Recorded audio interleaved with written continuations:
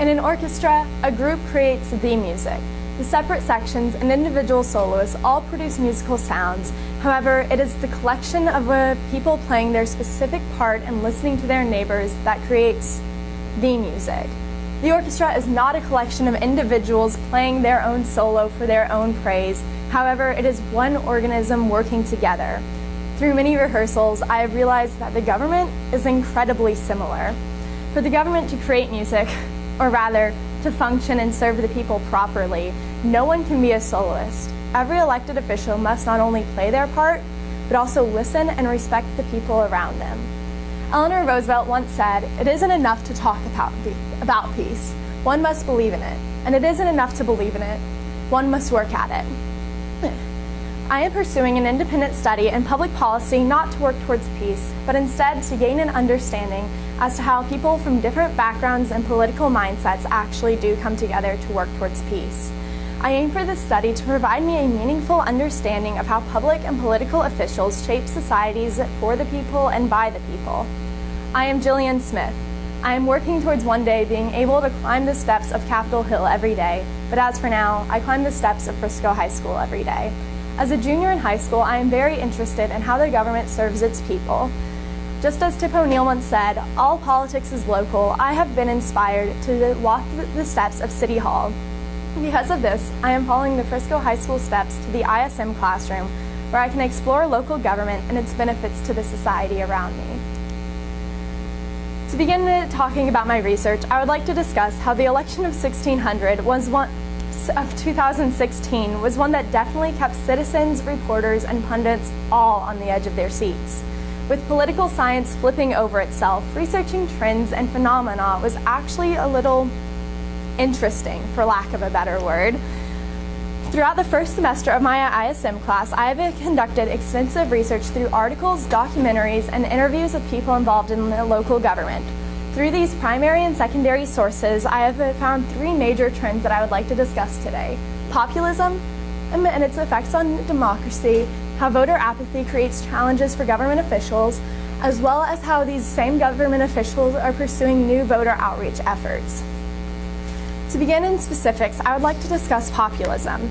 Movements like this summer's Brexit, as well as presidential candidates in the primary season, such as Donald Trump and Bernie Sanders, have made populism into almost a buzzword this past year. Despite it achieving buzzword status, though, I still believe that it is a very important and serious topic to discuss and research in order to have a full understanding of how voters impact public policy efforts. We see how populism arises and shapes a society if we look just across the pond to our friends in England.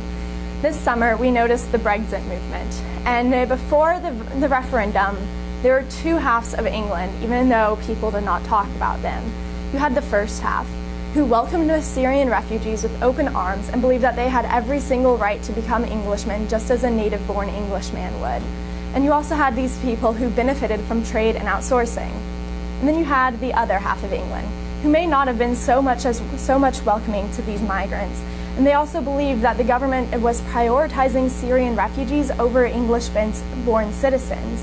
Along with this, the same group was not benefiting, but instead being hurt by trade and outsourcing. Now, England is relatively split 50-50 between these two groups. However, Parliament was not split like this.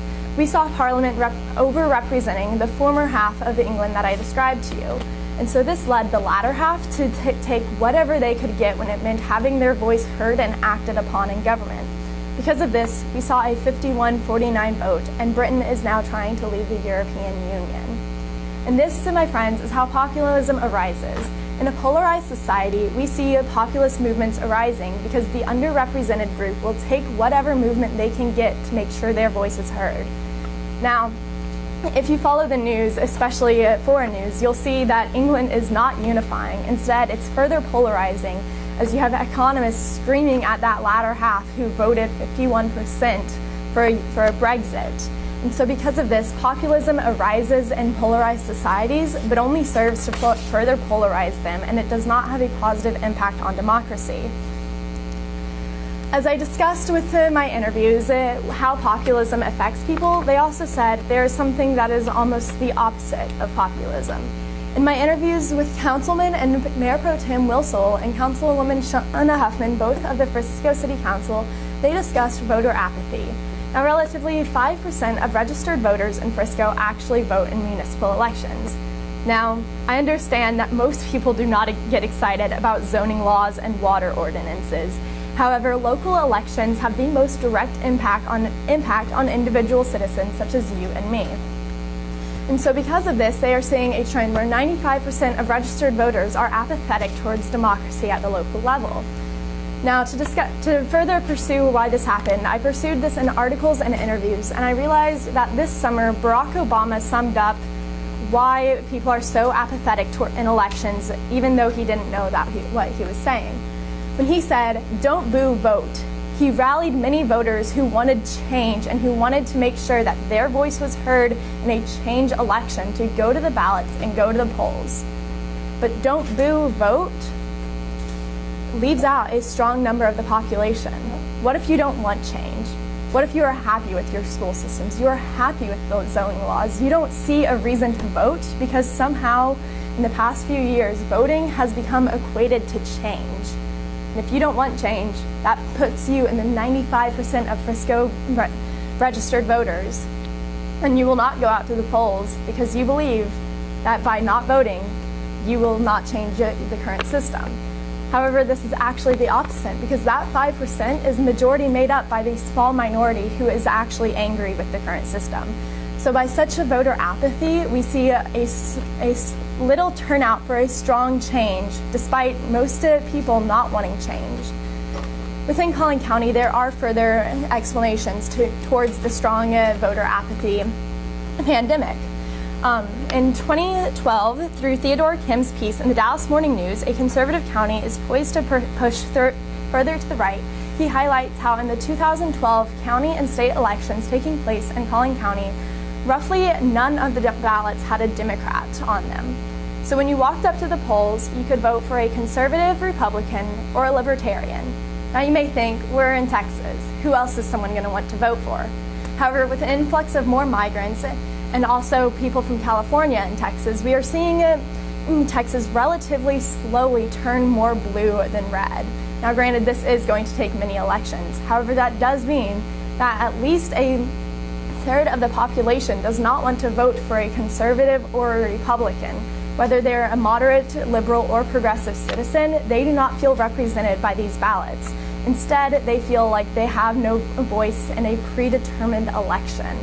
And so because of this, we see people apathetic towards voting because they either want to keep the current system as it is or they don't like the current system. However, they believe there is no one to help change it for them. As I further asked how can voter apathy be countered, I found something new that was not a direct correlation. People are taking new approaches to spark voter outreach. As I talked to the Deputy Chief of Police of the Services Bureau of the Frisco Police Department, Jason Jenkins informed me of his community liaison program. This bridges the gap between not only the police and the people of Frisco, but also in between different peoples of Frisco. We see this because he himself and then many different leaders of every single religion, ethnicity, and race in Frisco are meeting together to have brunch, lunch, or even just coffee. Now, this is actually much more than just an excuse to go have brunch with a lot of nice people. Instead, these people are discussing the problems in Frisco and in the nation and how each religion, ethnicity, and race thinks about it and what they want to be heard from their voice. What their needs and wants are now being heard by the police department. Now, even though the police department does not directly govern Frisco, it is going a long way to complete the bridge between the people and the government. This is because if they see a community official who does have some role in local government, listening to them and respecting them, even if they are in the minority, then they know that the people in City Hall will also respect their beliefs. And because of this, people are turning out to the polls gradually more and more because they believe that they are voting on someone who actually cares about them. Moving on, we also saw another new paradigm to incite voter outreach this past year. If we take ourselves back to the Democratic primary season of the 2016 presidential election and we check our phones, we saw something very new. There were two candidates, Secretary Hillary Rodham Clinton and Senator Bernie Sanders. Both of them had their own merits, but when it came to social media, there was some stark difference between them. In the early stages of the primary, if you checked at Hillary Clinton on Twitter, you would see how to sign up for her polls, how to sign up for her rallies, how to sign up to volunteer for her, and a link to get to her online store. That way you could donate to her and also have a nice pillow.